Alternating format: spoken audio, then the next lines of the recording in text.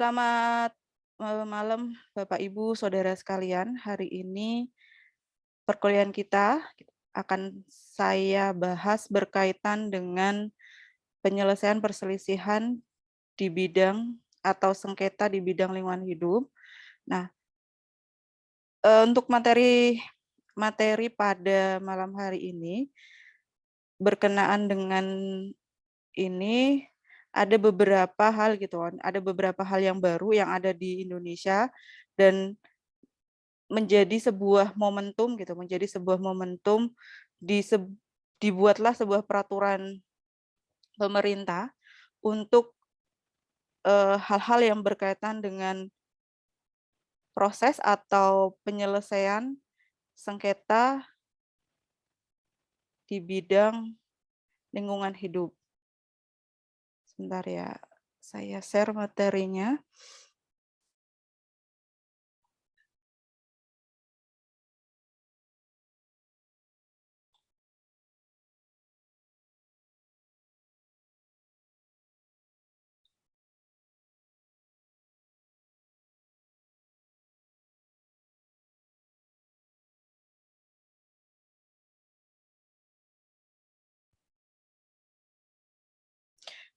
Pada dasarnya, kerusakan lingkungan hidup itu memiliki efek menyengsarakan bagi kehidupan manusia, kemudian ada bagian dari mencederai hak asasi manusia. Salah satu contohnya gitu kan, bahwa setiap kali musim kemarau di beberapa provinsi Sumatera ini mengalami hal-hal yang dinamakan dengan kebakaran hutan. Dan itu terjadi hampir setiap tahun dan setiap tahun pula gitu. Banyak pengaduan baik secara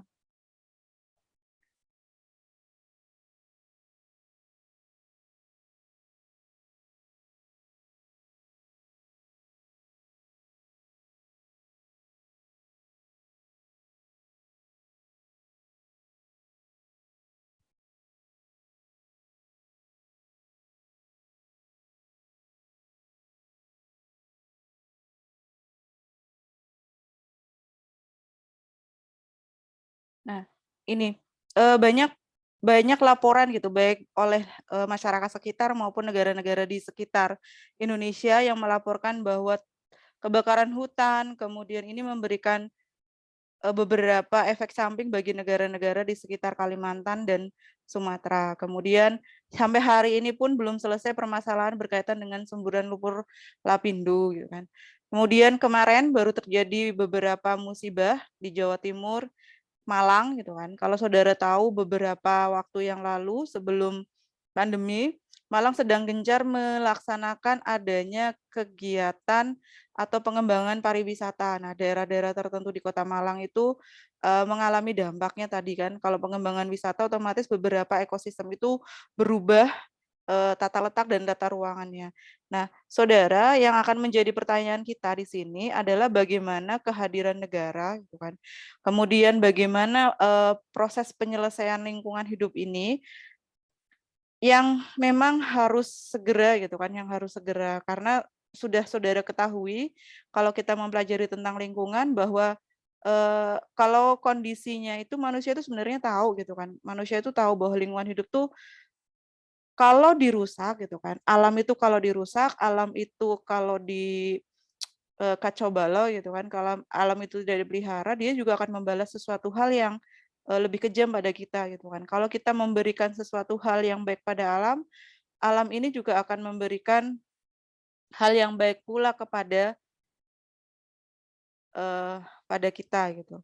Nah, saudara, nanti ada beberapa instrumen dalam penyelesaian sengketa di bidang lingkungan hidup ini yang akan saya sampaikan kepada saudara sekalian, ya mungkin setengah jam atau lewat ya, untuk tatap muka hari ini. Nah, ada dari saudara yang pernah mendengar berkaitan dengan penyelesaian di bidang lingkungan hidup. Dan penyelesaian di bidang lingkungan hidup itu adalah sesuatu hal yang baru dan benar-benar diperhatikan.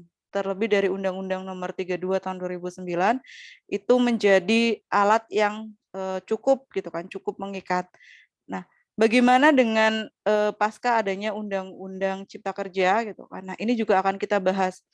Jadi terlepas dari Undang-Undang 32 tahun 2009, setidaknya ada 26 pasal di dalam undang-undang tersebut yang gitu kan, yang menjadi hal opsional dan operasional. Jadi 26 pasal itu masih operasional di Undang-Undang 32 tahun 2009 dan operasional juga menggunakan ketentuan Undang-Undang Nomor tentang Cipta Kerja ini. Kenapa mereka menjadi dua undang-undang yang sama-sama opsional operasional di dalam lingkungan hidup gitu. Itu menjadi tumpang tindih kan karena Undang-Undang Cipta Kerja itu tidak mencabut adanya ketentuan mengenai lingkungan hidup yang ada di dalam Undang-Undang 32 tahun 2009. Jadi sama-sama berjalan. Nah, nanti saya akan sedikit menyampaikan di sini. Nah, beberapa sistematika, beberapa hal pembahasan itu adalah secara umum, kemudian masuk dalam sengketa lingkungan, yang terakhir adalah hak gugat.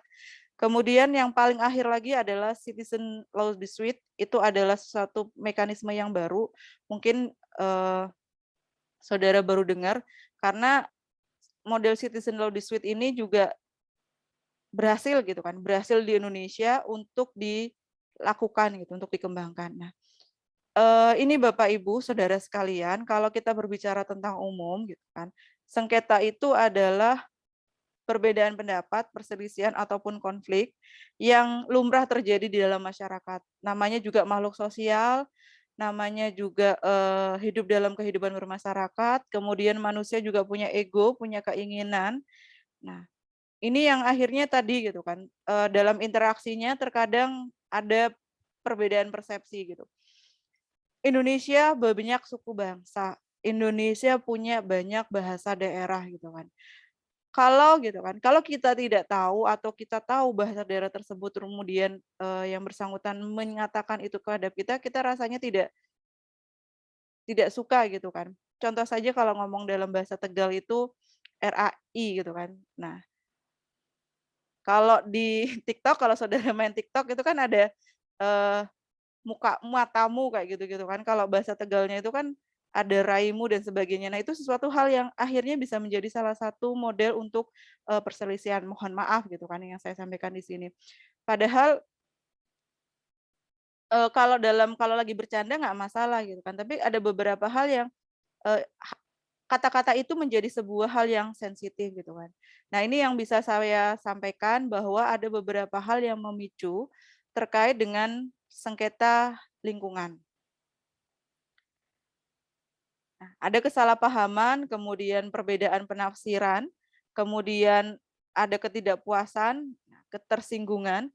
Ini juga menjadi sebuah hal gitu kan, sebuah hal yang akhirnya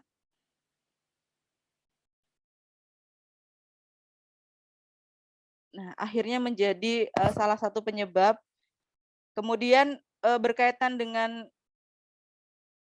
kedudukan seseorang yang tadi ini loh, kesewenang-wenangan sehingga muncul ketidakadilan. Kalau kita berbicara ketidakadilan, jelas nilainya sangat berbeda gitu kan kalau kita berbicara nilai. Nah, dari sini ada beberapa bentuk penyelesaian sengketa secara umum, ini saya berjelaskan secara umum. Ini juga berlaku untuk semua sengketa, apakah itu ketenagakerjaan, kemudian sengketa berkaitan dengan hak cipta dan lain sebagainya. Ada beberapa yang memang sedang digencarkan, anak-anak pidana misalnya. Nah, sedang digencarkan berkaitan dengan mediasi penal. Nah, termasuk di dalamnya, dalam penyelesaian sengketa secara umum itu ada yang melalui pengadilan, ada yang di luar pengadilan. Nah, ada arbitrase, kemudian ada negosiasi, ada mediasi, dan lain sebagainya. Bagaimana dengan evaluasi dan lainnya, termasuk di sini Indonesia itu punya lembaga yang namanya dengan Ombudsman. Ombudsman itu tidak ada di Tegal, tapi untuk Provinsi Jawa Tengah dia ada di Semarang. Ini yang mungkin tertarik melakukan penelitian dengan Ombudsman gitu kan, silahkan, itu bisa. Ada loh Ombudsman itu berkaitan dengan kebijakan kebijakan atau hal-hal yang penetapan yang dilakukan oleh sebuah lembaga. Jadi tidak hanya pemerintah, tapi misalnya sekolah, kemudian berkaitan dengan rumah sakit, berkaitan dengan apa yang memang merugikan masyarakat. Jadi itu bisa bisa dilakukan melalui ombudsman.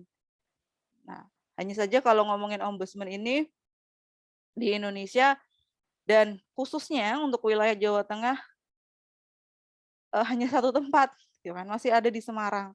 Sedangkan untuk kota-kota lainnya sangat belum ada. Jadi kalaupun laporan ke ombudsman nanti feedback-nya atau apanya, nah ini butuh waktu dan butuh biaya. Makanya biasanya ada model penyelesaian sengketa yang lebih ringkas, kalau di ketenagakerjaan namanya bipartit, tripartit, jadi ya masih di lingkungan itulah, tidak sampai ke ranah pengadilan.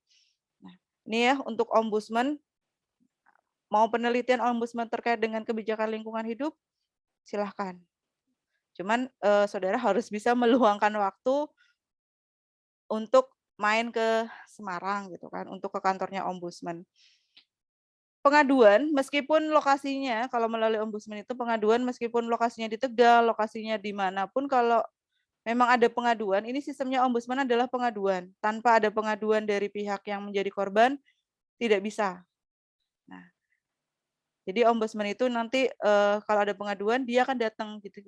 Jadi bisa kita yang pertama kali mengadu, kemudian nanti proses penyelesaian dan sebagainya tidak mengharuskan kita datang ke Semarang, tapi bisa jadi ombudsman yang akan mengunjungi ke kota di mana peristiwa itu ada gitu. Nah, kalau Tegal ini berkaitan dengan ombudsman itu masih belum lah, belum ada. Nah, ini kesempatan buat saudara gitu kan, yang belum ngajuin penelitian bisa ke situ. Kemudian, nah ini yang tadi saya sampaikan bahwa untuk berbicara tentang sengketa, terutama sengketa lingkungan itu tidak hanya di tadi perdata gitu kan, tidak hanya di perdata, tapi bisa berkaitan dengan pidana dan gugatan PT UN. Nah, saudara sudah ketahui ya masing-masing hal ini itu arahnya kemana. Kalau perdata jelas permintaan atau permohonan dari penggugat itu adalah ganti rugi. Sedangkan untuk pidana, nah ini ada sebuah delik pidananya yang ada di sana. Nah, delik pidananya adalah delik aduan. Gitu kan. Jadi baru diproses kalau ada aduan. Kalau tidak ada aduan itu tidak akan diproses.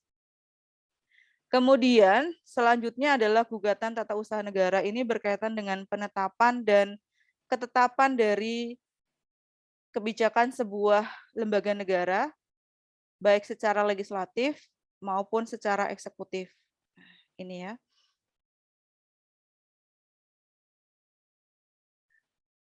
Selain dari yang non litigasi, ini juga ada yang litigasinya gitu kan. Kita berbicara dulu tentang litigasi. Kalau litigasi ini jelas berproses di pengadilan, jadi melalui lembaga peradilan. Masing-masing alatnya, baik itu secara pidana, perdata, atau tata usaha negara, sesuai dengan hukum acara yang berlaku di masing-masing lembaga peradilan tersebut. Nah, kalau saudara masuk ke arah perdata, yo berarti larinya nanti ke hukum acara acara perdata. Bagaimana proses acara perdatanya gitu kan, hukum acaranya bagaimana, kemudian pembuktian, adu argumen gitu kan prosesnya.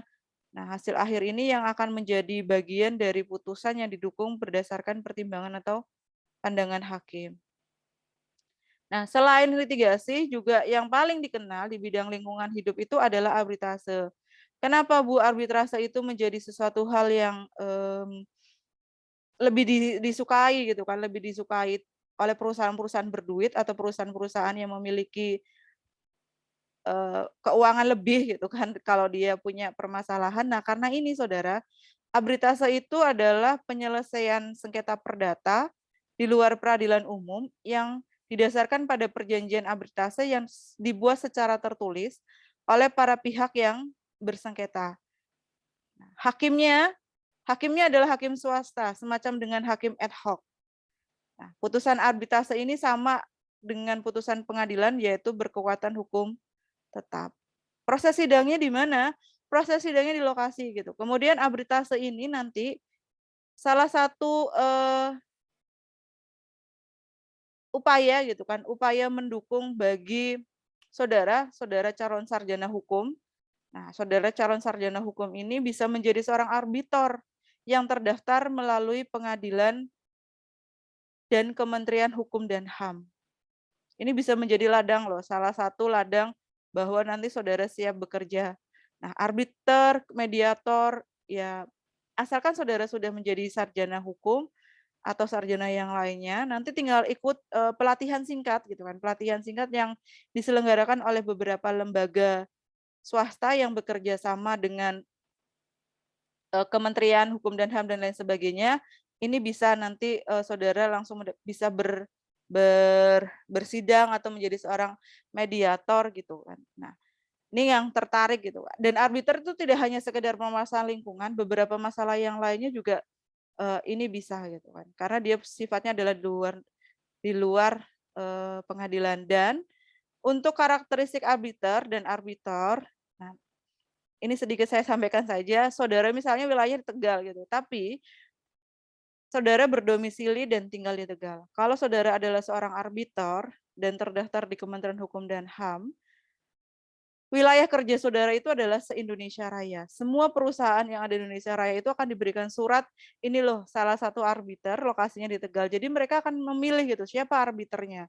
Para pihak itu akan memilih siapa yang akan menjadi arbiternya. Nah, sedangkan penyelesaian sengketa di dalam lingkungan hidup gitu kan. Nah, ini ada dalam Undang-Undang Nomor 32 Tahun 2009 di pasal 84 bahwa gitu kan, penyelesaian sengketa itu bisa ditempuh oleh dua jalur, yaitu secara pengadilan dan luar pengadilan. Kemudian yang kedua, penyelesaian sengketa lingkungan hidup itu dilakukan secara sukarela oleh para pihak yang bersengketa. Kemudian gugatan melalui pengadilan hanya bisa ditempuh kalau memang sudah dilakukan upaya di luar pengadilan. Ini sama saudara, proses penyelesaian sengketa yang di lingkungan gitu kan. Kalau saudara pernah ikut kelas saya di pengantar hukum pengantar penyelesaian perselisihan hubungan industrial, ini konsepnya sama. Jadi di luar pengadilan dulu, baik secara bipartit, para pihak dulu, kemudian atau dengan tadi ada mediator, ada arbiter, ada negosiator. Jadi gugatan itu harus melalui ini dulu, harus melalui penyelesaian sengketa di luar pengadilan. Kenapa sih dikembangkan secara alternatif dispute resolution ini? Karena gitu kan, saudara sudah tahu bagaimana proses perjalanan waktu untuk bersidang. Nah, PLKH-nya sudah selesai. Nah, kalau sudah PLKH selesai kan saudara tahu, saudara hanya ngikutin satu proses saja kan ketika bersidang perdata, sidang pidana, ataupun yang tata usaha, nah atau yang lainnya yang ada di pengadilan negeri kita itu di Kota Tegal. Nah, hanya satu segmen saja gitu. Satu segmen dari awal kan saudara tidak mengikuti. Coba kalau saudara mengikuti sebuah perkara yang didaftarkan di pengadilan, berapa lama saudara akan mengikuti gitu, berapa lama saudara akan mengikuti sidang, kemudian kapan saudara akan lulus untuk PLKH-nya gitu kan, hanya untuk merangkum sebuah proses persidangan tadi gitu, sebuah perkara tadi. Nah, kemudian penyelesaian sengketa melalui pengadilan terkadang gitu kan, apalagi perdata, itu seringkali ada perasaan bermusuhan. Nah, kalau perdata biasanya seperti itu. Karena antara penggugat dan tergugat, ini kan saling kenal. Nah, saling kenal, kemudian ada unsur ganti rugi. Nah, ini biasanya rasa bermusuhan ini cukup kental gitu kan. Kalau perkara pidana, kemudian tata usaha negara mah, mereka biasanya diwakili gitu kan. Apalagi tata usaha negara itu diwakili oleh kalau gugat ke wali kota nanti biasanya akan diwakili oleh enggak wali kotanya sendiri yang sidang gitu kan. Jadi ya bisa jadi saudara tidak ketemu dengan beliau. Kemudian Indonesia dengan Pancasila gitu kan. Dengan mendasarkan diri pada Pancasila, sila kelima ada keadilan, kemudian sila keempat gitu kan, permusyawaratan, perwakilan. Nah, musyawarah itu sudah menjadi budaya hukum di masyarakat Indonesia. Nah, saudara bisa menulis nih budaya musyawarah di wilayah saudara kalau saudara belum ketemu ide gitu kan. Yang pidana bagaimana budaya musyawarah ini bisa nggak digunakan untuk penyelesaian perselisihan pidananya gitu kan. Atau perdata, atau bagi saudara yang minat terkait dengan administrasi, nah bagaimana budaya musyawarah ini berkaitan dengan sebuah kelembagaan administrasi. ADR ini gitu kan, ADR ini karena tadi budaya kita adalah musyawarah yang cukup kental dan memang semua suku bangsa itu juga menerapkan berkaitan dengan musyawarah mufakat. Jadi ngumpul dulu menyampaikan berkaitan dengan musyawarah itu apa. Nah, bisa berkaitan dengan win-win solution. Jadi kalau ketemu kan, nah tadi kamu menghendaki apa, kemudian yang salah satu pihak menghendaki bagaimana. Nah, ketemunya di mana itu biasanya ada win-win solution. Kemudian berkaitan dengan prosedural dalam psikologi gitu kan. Psikologi manusia itu bukan robot gitu kan yang dipaksa untuk tegar. Ada beberapa yang akhirnya menjadi sebuah trauma seperti beberapa kasus yang sekarang itu yang dilaporkan oleh si suami yang akhirnya istrinya harus dipidana 1 tahun gitu kan, hanya dipidana penjara 1 tahun karena aduan dari suami. Nah, memang secara undang-undang tentang kekerasan rumah tangga atau berkaitan dengan KDRT ini, tidak hanya seorang istri yang sebagai korban, suami dan anak itu juga bisa sebagai korban. Dan kekerasan rumah tangga itu tidak hanya berkaitan dengan physically atau fisik, tapi juga bisa berkaitan dengan hal-hal yang lain gitu. Nah, ini. Jadi ada aspek substansi bagaimana prosedural mengenai psikologinya. Nah, ini ya saudara, saudara sekalian yang berkaitan dengan negosiasi, mediasi, kemudian ada arbitrasi. Kalau negosiasi ini melalui perundingan tanpa dibantu oleh pihak ketiga. Kemudian kalau mediasi dibantu oleh pihak ketiga yang netral, tidak punya kewenangan untuk memutus, jadi dia sifatnya hanya mendengarkan para pihak, kemudian menyampaikan apa yang menjadi keperluan gitu kan. Kemudian arbitrase penyelesaian sengketa yang dilakukan oleh pihak ketiga yang mempunyai kewenangan untuk memutuskan. Nah, kita akan bahas berkaitan dengan mediator ya, karena mediator ini adalah kelompok orang gitu kan, atau seseorang yang lebih disukai karena mediator ini tidak berbayar kalau memang kita menggunakan lembaga yang sudah ditunjuk gitu kan. Tapi kalau saudara memilih mediator sendiri biasanya ada sedikit administrasi lah. Tapi dalam pelaksanaan kalau kita berbicara tentang mediator untuk beberapa perkara, kan beberapa kasus, mediator ini menjadi hal yang free, gratis yang tidak harus saudara keluarkan uang, beda dengan negosiator atau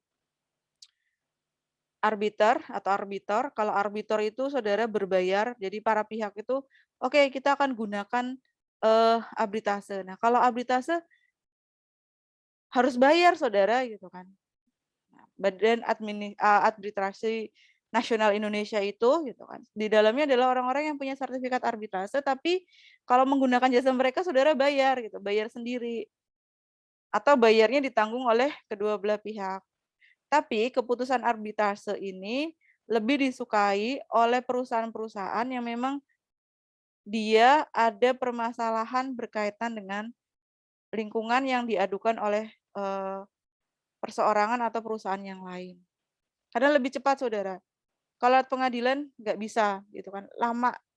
Nah, mereka lebih suka menggunakan mediator meskipun harus berbayar. Setidaknya ada 3 jenis. Ada 3 jenis mediator. Yang pertama adalah jaringan sosial. Kemudian yang kedua adalah mediator otoritatif, kemudian ada mediator mandiri, secara independen. Mediator yang pertama adalah jaringan sosial. Kenapa dinamakan jaringan sosial? Karena gitu kan, dia adalah orang yang ditunjuk oleh para pihak, kemudian dia adalah orang yang sangat dipercaya di lingkungan kedua belah pihak yang diharapkan mampu menyelesaikan sengketa. Nah, biasanya yang dianggap tua gitu kan. Kalau beberapa permasalahan di desa itu, saudara bisa mengupas atau melakukan penelitian terkait dengan sengketa waris. Nah, itu kan biasanya melibatkan kalau kalau di desa itu yang menguburkan lebay ya. Nah, lebay ini gitu kan. Kalau ketua RT, ketua ketua RW itu untuk beberapa desa, itu malah mereka tidak mau gitu. Mereka lebih percaya kepada lebay gitu kan. Lebaynya diundang untuk menyelesaikan ini tadi, penyelesaian sengketa di antara mereka. Atau tokoh-tokoh lain yang memang dipercaya yang bisa membantu untuk menyelesaikan itu. Dan tidak jauh dari ini lingkungan para pihak. Dipilih karena para pihak itu kenal dengan yang bersangkutan dan dianggap mampu. Kemudian ada mediator otoratif. Nah, mediator otoratif di sini adalah berasal dari kalangan yang berpengaruh, mempunyai kedudukan yang kuat, kemudian tidak mempunyai hubungan dengan para pihak, memiliki kapasitas untuk mengarahkan hasil perundingan. Nah, ini yang otoritatif tadi gitu kan. Biasanya misalnya wali kotanya atau orang-orang yang lebih punya jabatan gitu kan, punya kedudukan berpengaruh di antara itu dan tidak ada gitu kan, tidak ada hubungan dengan para pihak. Ini otoratif, kemudian yang ketiga adalah mediator mandiri. Nah, mediator mandiri yang tadi saya sampaikan kepada Bapak Ibu sekalian, saudara sekalian di sini adalah dipilih karena profesinya gitu kan. Profesinya adalah seorang mediator sertifikat gitu. Sertifikatnya carinya di mana, Bu? Beberapa lembaga swasta seperti saya jadi promosi nih di sini. Ada Justisia Center, saya juga masih gitu. Saya juga masih mengikuti pelatihan di sana,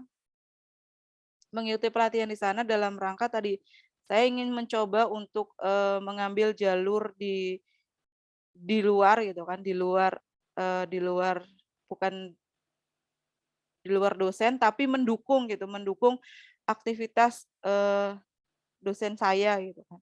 Salah satunya tadi gitu, saya ambil pelatihan berkaitan dengan tadi mediator. Nah, pilihannya banyak di sana, apakah mediator di bidang pertambangan atau di bidang lingkungan hidup, kemudian atau di bidang ketenagakerjaan. Jadi saudara bisa memanfaatkan nih jaringan sosial media saudara, ya, jaringan sosial media saudara, Instagram atau sebagainya, coba deh browsing gitu kan. Apalagi yang teman-teman dari kelas ini kan, kelas sore itu kalau tidak minat misalnya kalau saudara misalnya bekerja sebagai atau bukan karyawan daripada sebuah lembaga negara atau lembaga tertentu gitu kan, tidak ada salahnya mengupgrade diri nanti setelah lulus gitu. Setelah lulus, meskipun sudah disampaikan oleh Bapak Ibu dosen dan rata-rata Bapak Ibu dosen kita adalah seorang banyak lawyer, kemudian ada notaris juga, gitu kan. Dan mereka juga tergabung dalam beberapa asosiasi perguruan tinggi, asosiasi perkumpulan dosen dan dosen-dosen swasta gitu kan. Nah, ini tadi mengupgrade gitu kan. Saya juga masih mengupgrade. Atau saudara tertarik di bidang PKPA gitu. Nah, itu boleh. Atau saudara yang sekarang masih bergerak di bidang atau punya LSM gitu, sedang merintis LSM. Nah, bisa tadi sarjana hukumnya saudara itu didampingi dengan sebuah sertifikat yang dikeluarkan oleh lembaga swasta tapi dia diakui oleh Kementerian Hukum dan HAM. Nah, itu tadi salah satunya adalah Justisia gitu kan. Atau Jimli Asidiki School gitu. Nah, itu lembaga-lembaga yang memang bergerak gitu kan, bergerak untuk proses sertifikasi secara mandiri. Biayanya masih terjangkau, Saudara. Biayanya masih terjangkau, cuman tadi syaratnya biasanya sudah sarjana. Nah, minimal sarjana. Nah, kalau Saudara masih belum lulus sarjana, ada di lingkungan KPA itu ada pararegal. Pararegal itu boleh lulusan SMA. Nah, sifatnya hanya membantu gitu, menyampaikan informasi berkaitan dengan beberapa hal di hukum. Nah, ini ya, kemudian tidak punya kewenangan untuk memutuskan kalau mandiri. Nah, ini tadi mediator, kemudian bagaimana dengan negosiasi? Negosiasi ini adalah berkaitan dengan para pihak, yang dia punya sebuah riwayat, sebuah hal gitu kan. Nah, di mana para pihak ini bisa minta berunding secara sukarela. Tapi mohon maaf ya Bapak Ibu Saudara sekalian, kalau kita ngomongin mengenai ADR, arbitrase dispute resolution atau penyelesaian di luar pengadilan itu tidak semua gitu kan, tidak semua perkara itu bisa diselesaikan secara musyawarah mufakat. Kalau sebuah permasalahan lingkungan hidup yang menyebabkan kematian gitu kan, kematian banyak orang dan sebagainya itu tidak bisa dilakukan secara mufakat. Ada orang ataupun sebuah perusahaan atau perwakilan dari perusahaan tersebut yang harus bertanggung jawab atas usahanya. Jadi tidak bisa semuanya saya nggak mau dipidana gitu kan, saya nggak mau ini atas aktivitas yang telah saya lakukan, itu nggak bisa gitu kan. Tadi tetap ada pertanggungjawaban yang harus dilakukan oleh tadi gitu. Nah, para pihak siap bernegosiasi, para pihak mempunyai kewenangan untuk mengambil keputusan, para pihak relatif mempunyai kekuatan yang seimbang, kemudian para pihak mempunyai kemauan yang untuk menyelesaikan masalah.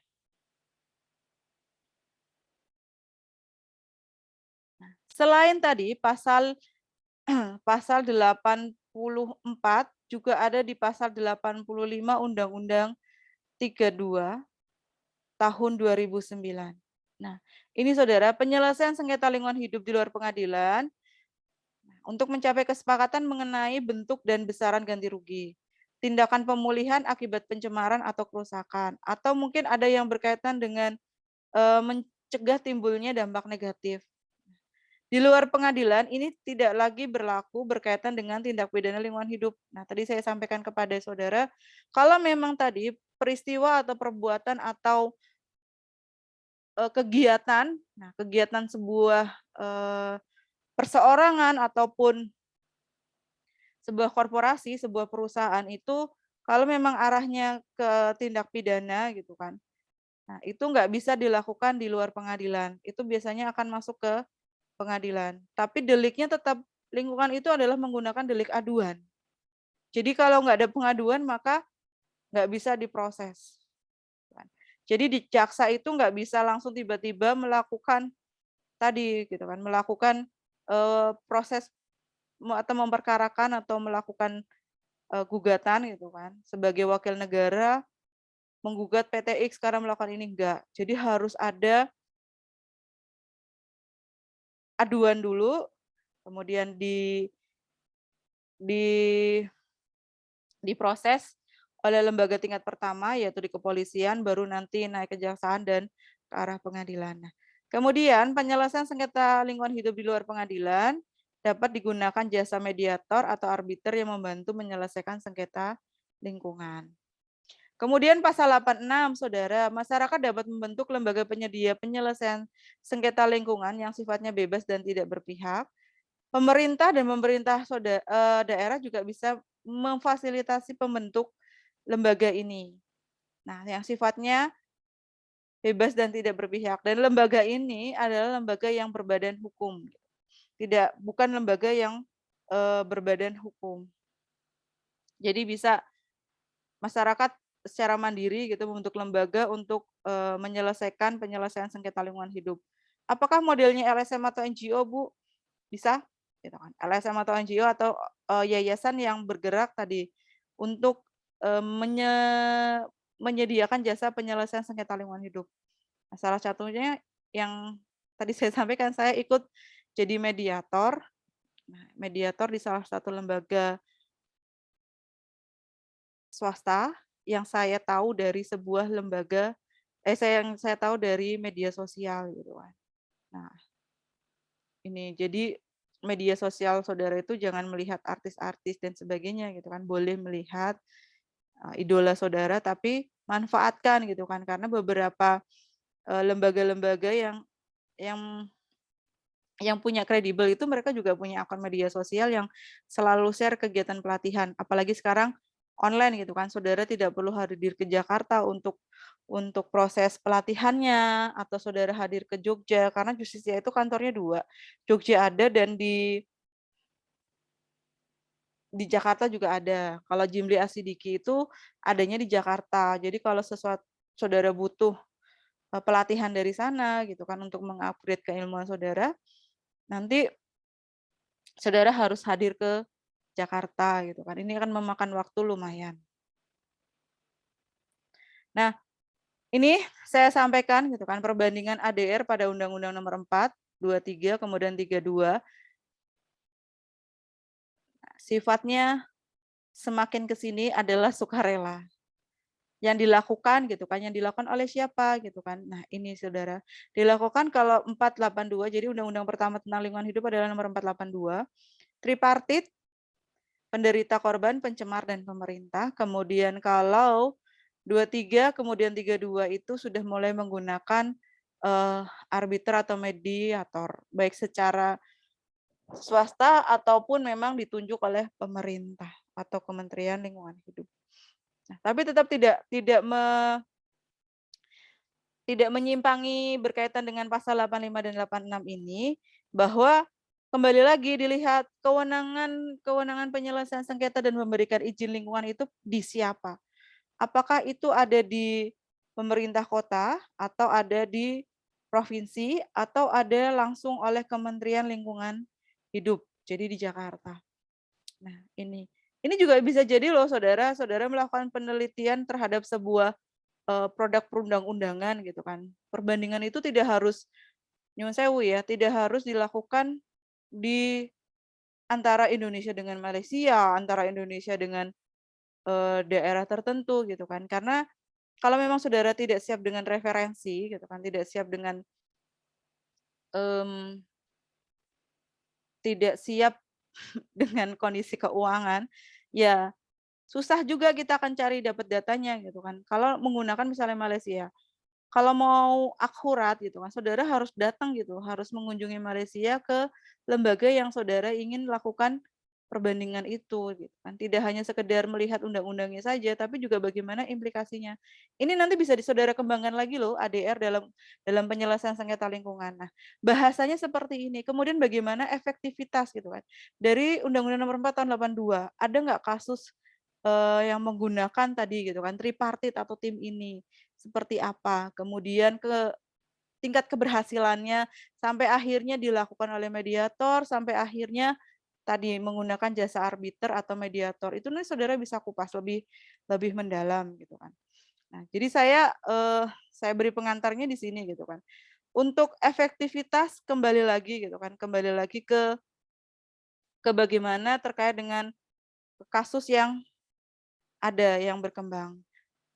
Nah, yang ketiga di sini adalah hak gugat. Hak gugat ini adalah bisa dilakukan oleh individual, perwakilan kelompok, organisasi, atau pemerintah. Atau dengan kata lain, pernah dengar istilah class action? Nah, class action ini adalah bagian daripada tadi gugatan kelompok. Ini kalau yang sifatnya individual itu adalah gugatan volunteer. Kalau dalam perkara perdata, ini sifatnya adalah sepihak.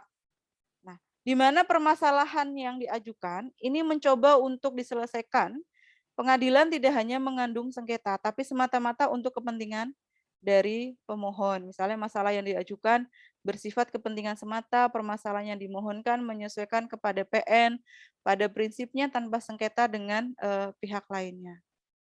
Ya, secara individual.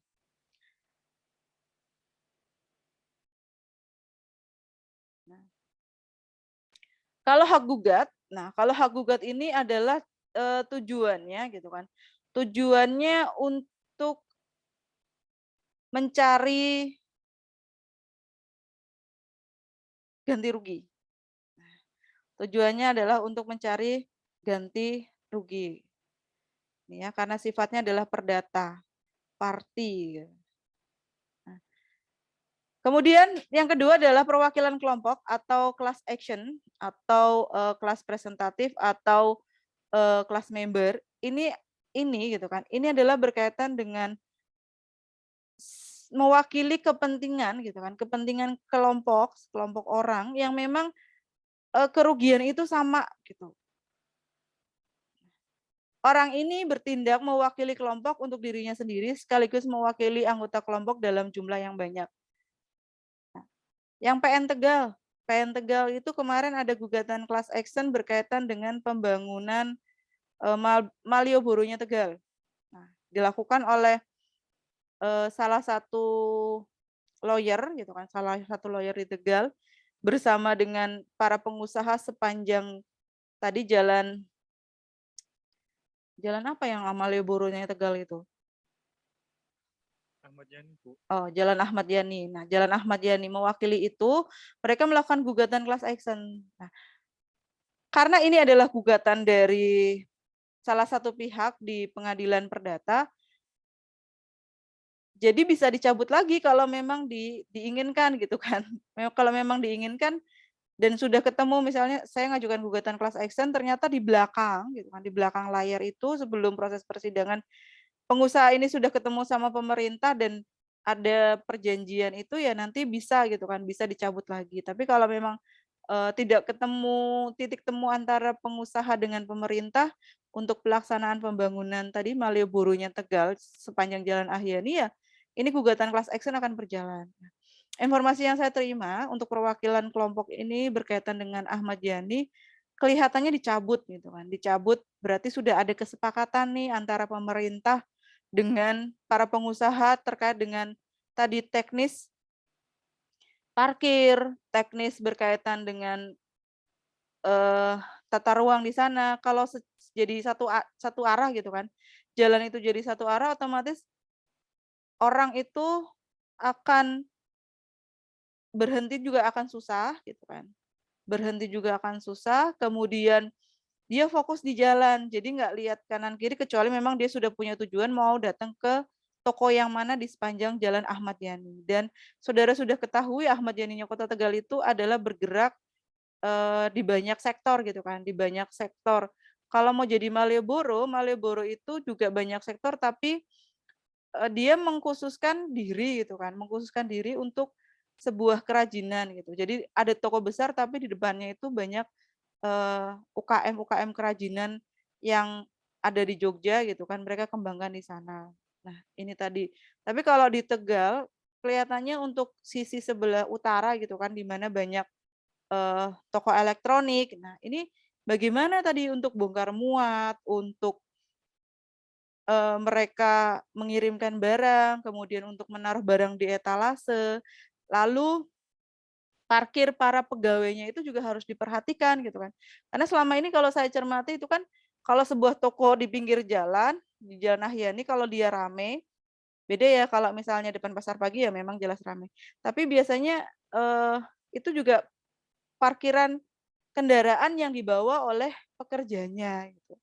Nah, ini tadi salah satu gitu kan, salah satu perwakilan gugatan kelompok. Atau gini, jalan depan kampus berlubang, kemudian mengajukan gugatan class action nih teman-teman mahasiswa ekstensi gitu kan. Karena kalau malam sudah berlubang gelap lagi. Nah, ini mencoba untuk mengadukan gugatan class action kepada pemerintah Kota Tegal karena sudah bayar listrik mahal, kemudian lampu penerangannya tidak dinyalakan. Nah, jalan banyak berlubang, kalian harus berangkat sore, kemudian ada kecelakaan atau ada musibah yang lainnya. Nah, ini bisa gitu kan, bisa mengajukan gugatan tadi perwakilan kelompok class action. Nah, kan? Nah, ini intinya ada kesamaan lah, kesamaan fakta atau dasar hukum antara, anggota kelompok. Kenapa sih Bu harus perwakilan kelompok gitu?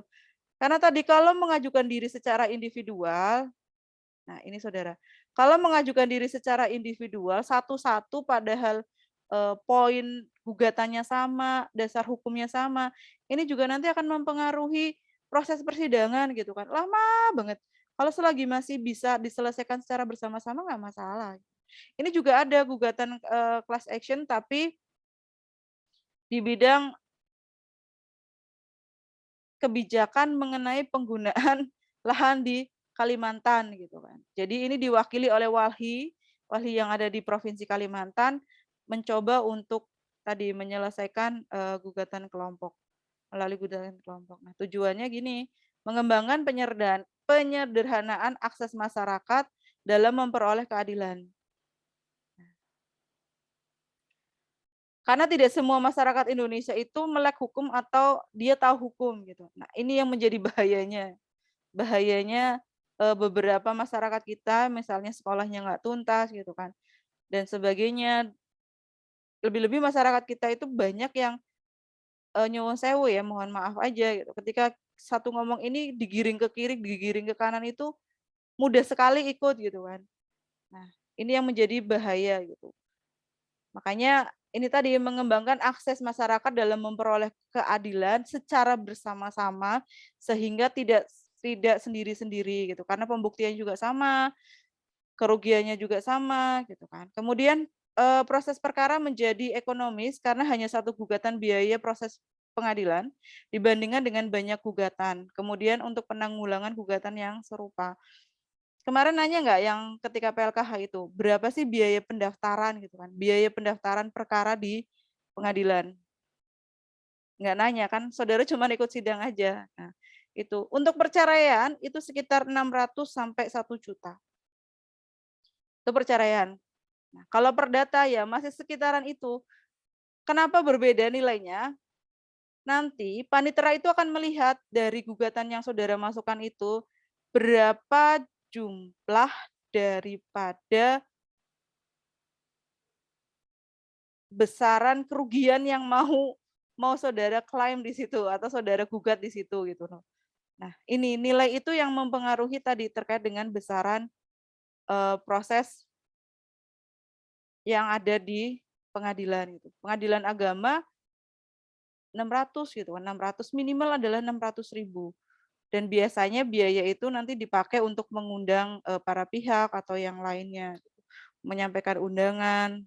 Nah, itu di awal. Nah, ini ya saudara, Bapak, Ibu sekalian, nah bahwa sebuah peristiwa hukum itu tidak hanya melawan hukum, tapi juga ada kelalaian. Nah, kalau gugatan nih, kalau gugatan secara kelompok, sorry, ini mouse-nya terlalu ekstrim ya. Diklik aja dia udah jalan kemana-mana. Nah, ini ada kelompok. Nah, ada kelompok dan subkelompok. Kemudian gugatan pribadi itu adalah gugatan perdata secara konvensional. Kalau gugatan ini secara perdata konvensional dan pribadi, sifatnya langsung ke pengadilan negeri. Sedangkan kalau menggunakan perwakilan kelompok dan sebagainya, nanti ada surat kuasa. Surat kuasanya bisa ke lawyer, bisa ke seseorang yang ditunjuk untuk mewakili kelompoknya. Nah, ini prosesnya sama sih sebenarnya untuk proses yang lainnya.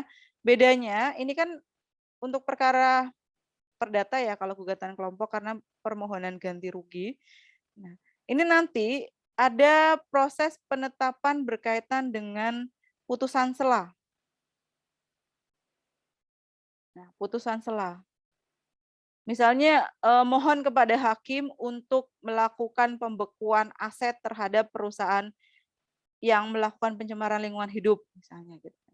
Jadi perusahaan itu nggak bisa kalau memang putusan sela ini ditetapkan, perusahaan itu tidak bisa menjual asetnya dalam kondisi apapun gitu. Nggak ada orang yang mau membeli karena asetnya itu sedang ditahan gitu kan, ditahan secara tidak langsung oleh negara melalui pengadilan itu gitu. Nah, ini ya. Terus sampai akhirnya nanti berkaitan dengan apakah gugatan itu dikabulkan atau gugatan ditolak. Kalau ditolak, sama dengan perkara hukum perdata yang lainnya itu bisa upaya banding dan lain sebagainya. Nah, ini ya skemanya. Nah, masyarakat berhak mengajukan gugatan kelompok secara diri sendiri ataupun untuk kepentingan masyarakat apabila mengalami kerugian akibat pencemaran dan kerusakan lingkungan hidup. Ada yang rumahnya dekat dengan yang sekarang namanya yang bekas galian itu loh, yang bekas galian di Kabupaten Tegal gitu kan, yang menjadi waduk gitu, menjadi embung gitu kan. Nah, ini itu sebenarnya adalah aktivitas pencemaran atau kerusakan lingkungan. Kalau tanah berkapur kemudian diambil tanpa ada revitalisasi atau perbaikan lingkungan, ini masukin dalam kerusakan lingkungan hidup. Karena ini tidak lagi ada proses untuk pembaharuan secara mandiri dari lingkungan itu sendiri gitu kan. Jadi butuh butuh campur tangan manusia, jempur tangan manusia untuk ini tadi berkaitan dengan kerusakan lingkungan hidup.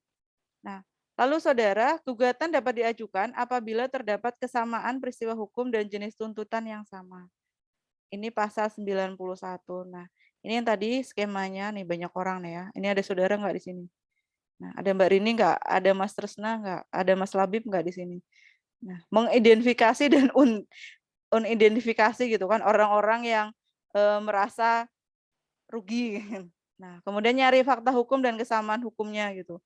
Nah, dilihat fakta hukumnya, kesamaan hukumnya seperti apa. Nah, perkiraan jumlah korban karena gini, ini nanti juga akan dikonfirmasi setelah terjadinya putusan, jangan sampai ada penumpang gelap. Nah, ingin mendapatkan bagian saja, tapi mereka sebenarnya dia tidak mendapatkan kerugian apapun dari aktivitas itu. Nah, ini. Nah, gugatan class action ini juga pernah dilakukan oleh teman-teman yang berada di Pati. Nah, teman-teman yang ada di Pati, di mana lahan kapurnya akan dijadikan sebuah Pati dan Rembang ya, menjadi sebuah pabrik semen.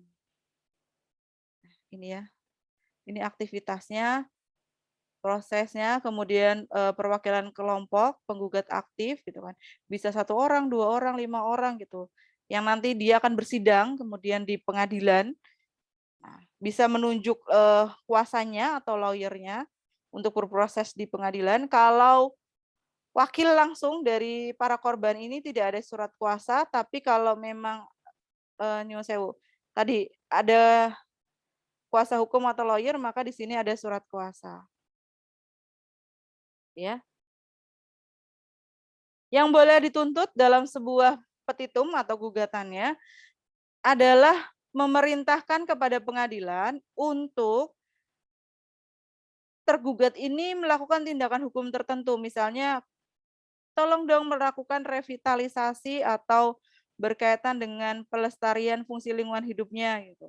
Kemudian menyatakan bahwa tergugat ini melakukan perbuatan melanggar hukum atau perbuatan melawan hukum.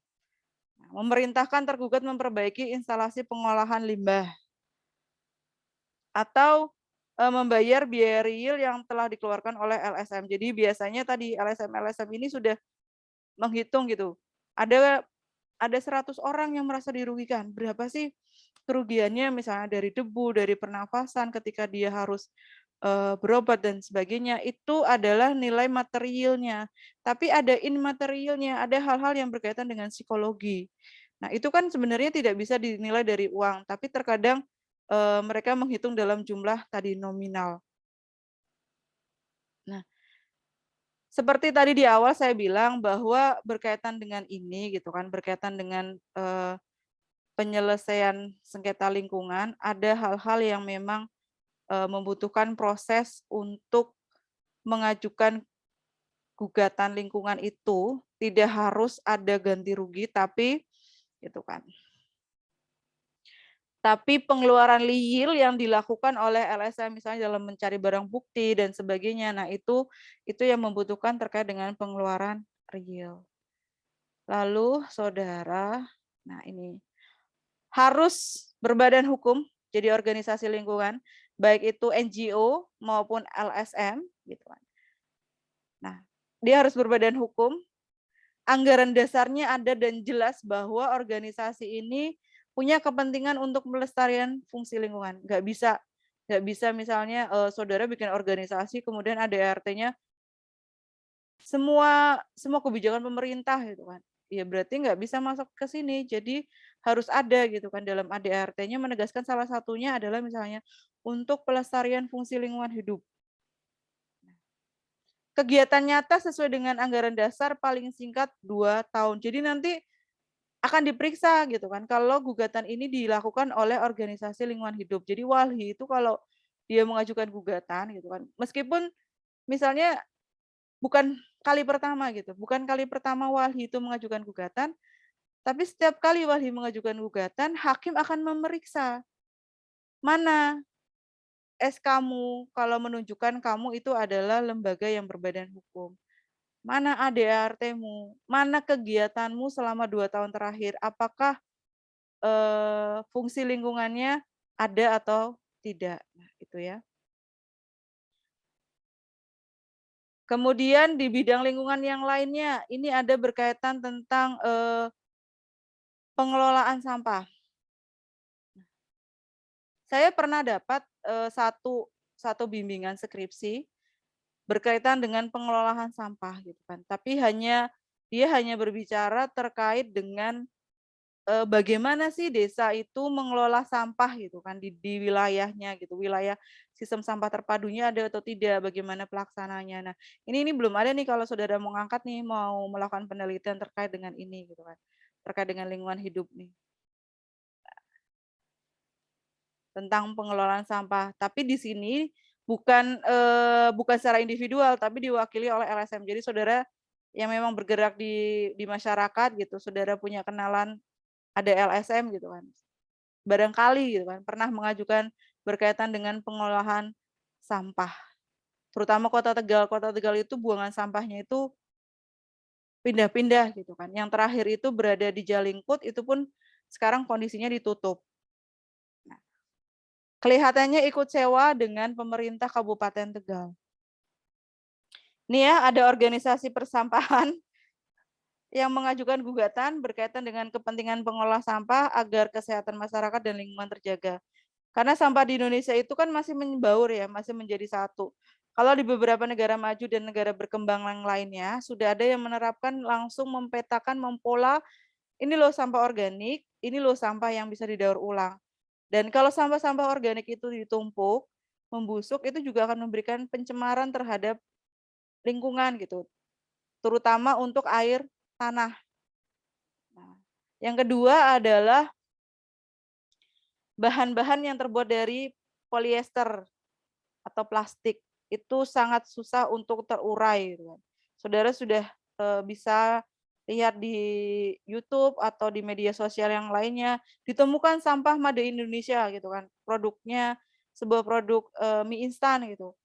Di Thailand, di pantai Thailand, tapi produknya Indonesia gitu. Cuman kemasannya kemasan lama, sedangkan sekarang produk mie ini sudah mengeluarkan kemasan yang baru. Nah, sudah bisa saudara bayangkan berapa tahun itu kemasan tidak terurai oleh apa yang ada di alam. Hak mengajukan gugatan sebagaimana dimaksud pasal 1 untuk melakukan tindakan tertentu dibutuhkan biaya dan pengeluaran real. Lalu organisasi persampahan ini harus mengajukan gugatan, ya minimal ini tadi berbadan hukum, ada kegiatan nyata di bidang gugatan persampahan. Nah, anggaran dasarnya juga di bidang pengolahan sampah. Saudara bisa wawancara atau mengalukan di bank sampah. Tegal ada nggak bank sampah? Yang ditukar oleh sampah gitu. Nah, nggak ada kan? Nah, ini tadi.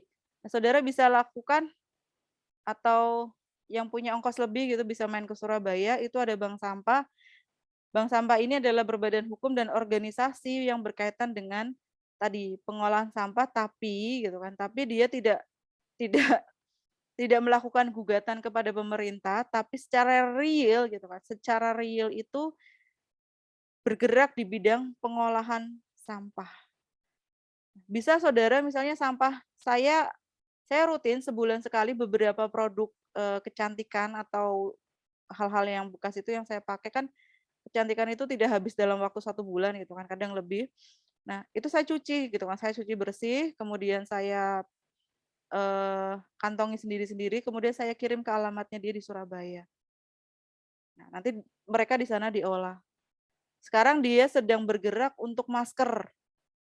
Nah, jadi masker yang saudara pakai, itu kalau beberapa informasi misalnya, karena kita intensif Covid gitu kan, banyak orang pakai masker kadang sehari ganti berapa kali.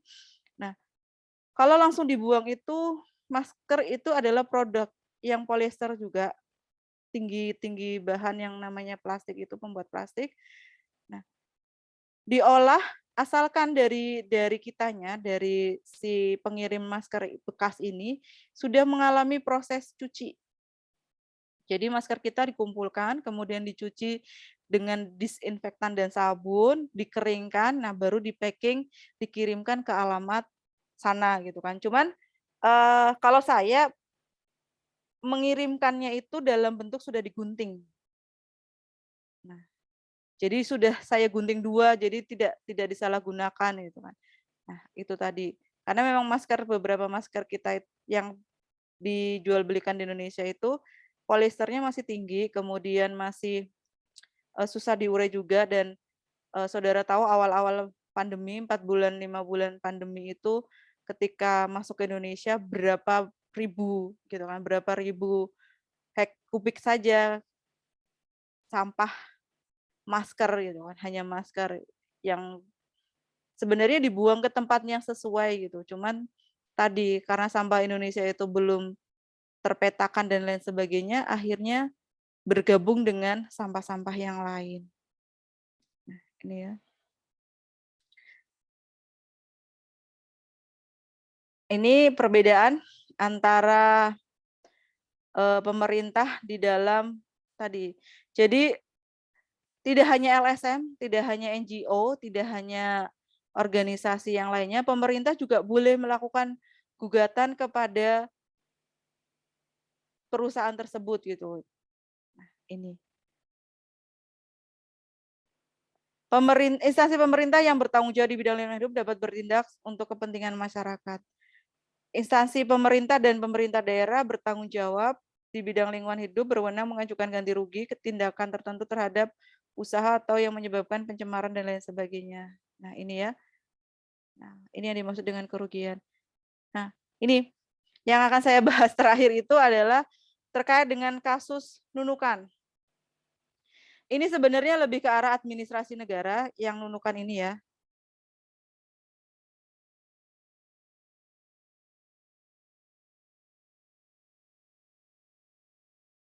Nah, kasus Nunukan ini adalah awal gitu kan. Awal adanya proses citizen the lawsuit. Kenapa dia menjadi awal, Bu?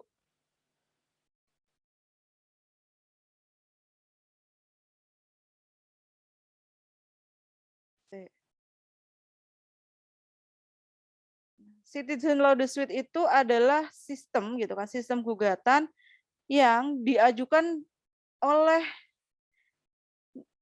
warga negara atau lembaga tertentu, tapi di sini bukan oleh bukan menjadi sebuah sistem negara yang menggunakan civil law. Ini citizen mana tadi? Citizen law dispute ini digunakan oleh negara-negara common law. Saudara bisa lihat bagaimana sistem negara-negara common law, masih ingat negara-negara common law, negara-negara yang di bawah pimpinan atau di bawah penguasaan Amerika dan seterusnya. Nah, entry point dari kasus Nunukan ini adalah di mana sebuah lembaga badan hukum di Jakarta atau yang dikenal dengan LBH Jakarta menggugat melalui perbuatan melawan hukum terhadap pemerintah terkait TKI-TKI yang gitu kan, yang dia ditelantarkan gitu kan, yang ditelantarkan di Nunukan. Kalau saudara masih ingat itu ada kasus pelanggaran HAM terkait dengan TKI, mereka tidak dipulangkan, kemudian mereka juga tidak diberangkatkan, tapi terdampar dan terlantar di Nunukan. Nah, kasus ini yang menyebabkan tadi Undang-Undang 39 tahun 2004 tentang perlindungan TKI, perlindungan dan penempatan TKI yang mampu gitu kan, yang mampu mengubah arah kebijakan pemerintah. Ini berhasil gitu, berhasil adanya tadi pengembalian undang-undang gitu kan. Jadi dalam artikulasi singkatnya bahwa Citizen Law Dispute ini untuk melindungi warga negara dan kemungkinannya terjadi kerugian sebagai akibat dari tindakan atau pembiaran dari negara atau otoritas negara. Nah, ini yang harus saudara ketahui. Di tahun 2008 itu ada satu mahasiswa yang mengutip terkait dengan entry point-nya Citizen Law Dispute. Mahasiswanya di bawah bimbingan Pak Fajar itu coba mengupas terkait dengan konsep lingkungan gitu kan, konsep lingkungan. Apakah Citizen Law Dispute itu cocok dilakukan di Indonesia atau tidak? Karena entry point Nunukan itu tadi ini adalah bagaimana gitu kan, yang ditembak ini negara, agar kebijakan negara itu bisa gitu kan, bisa bisa memberikan sesuatu hal kepada warga negaranya. Nih ya, saudara sekalian, Citizen Law Dispute ini tidak lain untuk menggugat kelalaian tanggung jawab penyelenggara negara atas kelalaiannya dalam pemenuhan hak-hak warga negara. Kelalaian ini didalilkan sebagai perbuatan melawan hukum secara perdata. Jadi on drafmatic deck itu kan ada dua, perdata bisa, pidana juga bisa. Nah, yang minat dengan pidana nanti bisa mencarilah terkait dengan Citizen Law Dispute itu seperti apa, bisa dikupas gitu kan. Mungkin atau saudara saya baru mendengar nih dari Bu Tias ada Citizen Law Dispute gitu. Nah, karena memang ini tidak in dan eh, tidak dipublikasikan secara intensif gitu kan. Nah, tidak dipublikasikan secara intensif. Nah, kemudian Citizen Law Dispute ini berkaitan dengan perbuatan melawan hukum pemerintah atau penguasa sebagai pihak yang memiliki otoritas dalam penyelenggaraan kepentingan umum. Siapa yang digugat? Ya, yang bertanggung jawab atas kegiatan itu dan pemerintah. Karena dianggap pemerintah itu lalai gitu kan. Kenapa sampai Nunukan itu ribuan orang itu ditelantarkan, ribuan orang itu eh, berada di sana. Nah, sekarang itu sedang ada proses nih yang di Batam itu berkaitan dengan imigran yang memerlukan suaka gitu kan. Nah, ini juga ada beberapa lembaga internasional mencoba mencari akses untuk bisa melakukan Citizen Law Suite. Yang bisa digugat menurut Undang-Undang 18 tahun 2008 adalah orang perseorangan dan pemerintah. Ini ya. Kompensasinya yang dirupa adalah ini. Ganti ruginya dalam bentuk misalnya relokasi, perpindahan perusahaan atau merelokasi masyarakat gitu kan yang ada di lingkungan tersebut. Kemudian proses pemulihan lingkungan itu wajib, biaya kesehatan atau kompensasi yang dikehendaki oleh masyarakat. Nah, itu tadi berkaitan dengan penyelesaian sengketa lingkungan hidup gitu. Nah, saudara itu bisa mencari beberapa putusan gitu yang di pengadilan negeri. Kalau saudara hanya mencari di lingkungan Tegal gitu kan, Tegal, kemudian mencari di Brebes, kemudian mencari di Pemalang dan sekitarnya, sampai sekarang belum ada gitu. Karena kerusakan lingkungan, kemudian hal-hal yang berkaitan dengan lingkungan hidup di Kota Tegal itu masih menggunakan budaya musyawarah mufakat. Jadi masih dimusyawarahkan di lingkungan antara pengusaha didampingi dengan pemerintah seperti itu. Jadi masih mencoba menyelesaikan secara demikian karena ada beberapa faktor gitu kan. Ketakutan orang-orang tertentu yang melaporkan perbuatan ini atau kerusakan ini gitu kan. intimidasi masih berjalan di Indonesia. Jadi orang-orang yang tegar gitu, seharusnya saudara nih, saudara calon sarjana hukum itu harus bisa di depan gitu kan, di depan masyarakat untuk melakukan proses, keadilan, penegakan hukum. Nah, jangan sampai saudara yang diadili gitu kan. Nah, baik, sampai di sini kira-kira, silahkan barangkali ada yang mau saudara sampaikan ataupun lain sebagainya gitu kan. Saya buka diskusi, silahkan mau diskusi tentang lingkungan atau yang lain sebagainya.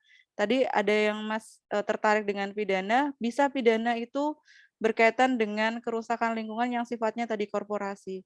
Dan untuk penyelesaian sengketa sengketa lingkungan hidup itu tidak bisa secara luar pengadilan, tapi harus diselesaikan melalui pengadilan. Banyak itu yang sudah berproses gitu kan.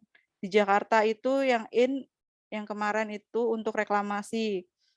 Nah, Kementerian Lingkungan Hidup itu turun tangan langsung. Tadinya ditangani oleh Dinas Lingkungan Hidup DKI Jakarta, tapi diambil alih karena tadi isunya langsung di-up oleh media, kemudian oleh media sosial juga gitu kan. Nah, akhirnya jadi ya sudah negara ambil alih agar tidak menjadi kisruh gitu kan. Cuman ya sekarang saudara bisa ketahui sampai di mana gitu. Apakah proses pembangunannya berhenti atau masih berjalan?